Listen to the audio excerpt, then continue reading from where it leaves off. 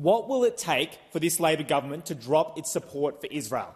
What will it take for this Labor government to drop its support for the disastrous and genocidal invasion of Gaza? What will it take for Australia to start standing up to the United States and Israel and actually take actions to stop the genocide unfolding in Gaza? Apparently, over 31,000 Palestinians being murdered in Gaza is not enough. Apparently, Israel bombing Palestinian schools, hospitals, homes, bakeries isn't enough. Apparently, Israel deliberately, and this is key, this is not some natural phenomenon, deliberately engineering a famine that may well end up killing hundreds of thousands of Palestinians. Apparently, that is not enough for this Labor government to drop its support for the invasion of Gaza and drop its support for the State of Israel.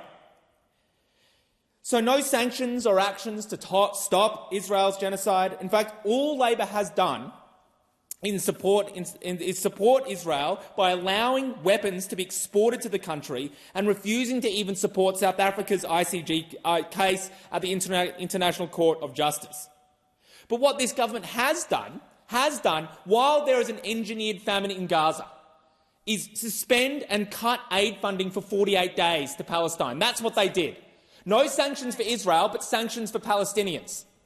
That is truly remarkable. This was in a period, by the way, when the International Court of Justice found there was a plausible case for genocide in Gaza. And what did this Labor government do? Stop aid funding to Palestinians.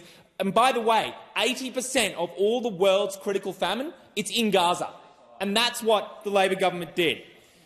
Not only that, but they temporarily suspended the visas of Palestinians fleeing this conflict and this genocide, but apparently no sanctions for Israel. Now, we know about the critical famine.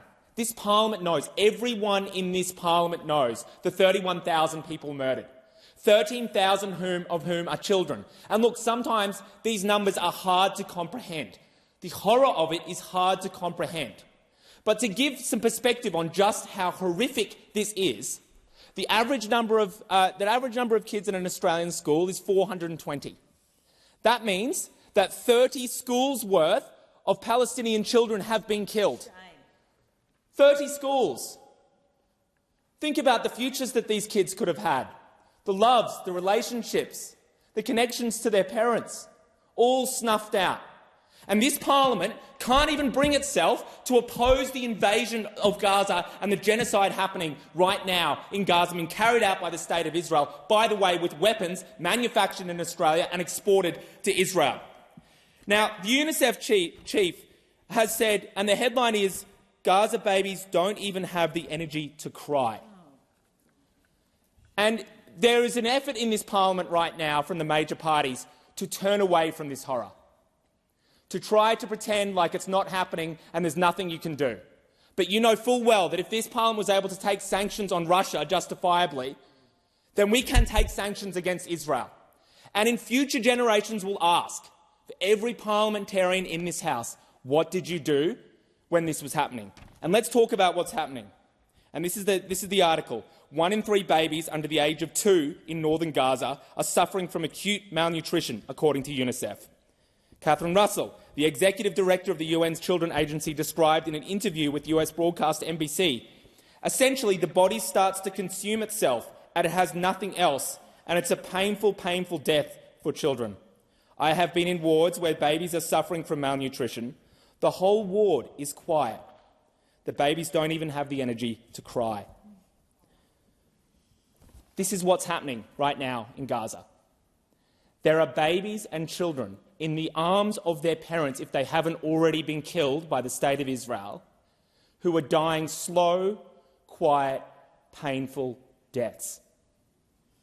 And you have to ask yourselves, every member of this House has to ask themselves, do not pretend like you don't know this isn't happening. And you have to ask yourself, when this was happening, what was every member of this parliament doing?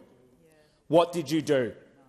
In 10 to 20 to 30 years' time, and don't turn around and think that you can lie to people in the future and say, oh, we were doing everything we can, because we know that you weren't. We know that you weren't, and the Australian public knows as well. So think about that for a moment, because what we need is a permanent and immediate ceasefire, banning of weapons sales to Israel, joining the South Africa's case at the ICJ. That is the bare minimum when such a horror is taking place on our watch. Authorised by Jay McCall, Australian Greens, Canberra.